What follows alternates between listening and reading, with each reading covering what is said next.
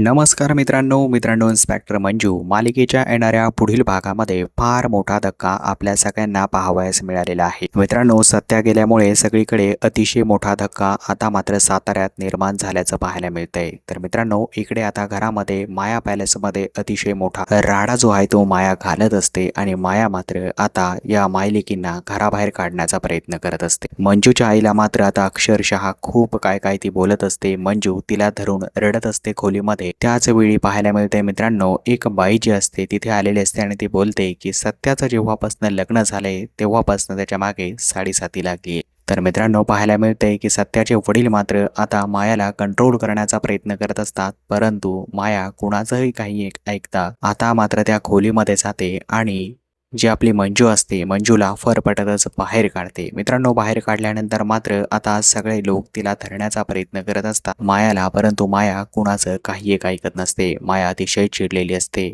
तिचा राग इतका अनावर होतो मित्रांनो, ती मात्र आता मंजूच्या आईला मारण्याचा देखील प्रयत्न करते. आंबरीलाही मारण्याचा प्रयत्न करत असते आणि तिचा हात जो आहे तो काही थांबण्यासाठी तयार नसतो. यानंतर बिचाऱ्या त्या तिघी जणी मात्र आता तिकडनं निघून जातात मित्रांनो आणि रस्त्याने वणवण चालत असतात. कुठलाही ठेपा नसतो, काहीही नसतं. कुठे जाणार, काय खाणार काही माहीत नसतं, परंतु त्या वणवण चाललेले असतात. तर मित्रांनो, पाहायला मिळतंय की आर्यन मात्र आता त्यांच्या मागे जातो. आर्यन मागे गेल्यानंतर बोलतो की Amruta madam, Manjiri madam, please तुम्ही माझ्या घरी चला. जोपर्यंत तुमच्या घराची काही सोय होत नाही तोपर्यंत तुम्ही कुठे राहणार, काय खाणार, तोपर्यंत तुम्ही माझ्या घरी चला. मी तुम्हाला माझ्या घरी राहण्यासाठी जागा देतो. त्यावेळी मित्रांनो, आता मात्र मंजू इन्स्पेक्टर असल्यामुळे ती काही एक ऐकत नाही आणि बोलते की सत्या माझ्या आयुष्यात नसल्यामुळे आता मी कुणाच्याही घरी राहू शकत नाही. आमचं आम्ही काय करायचं ते पाहून घेऊ. तर पुढील भागामध्ये मित्रांनो आता सत्य आल्याचं आपल्याला पाहायला मिळत आहे. तर या पुढील भागांमध्ये आणखी काय होतंय पाहणं इंटरेस्टिंग असणार आहे.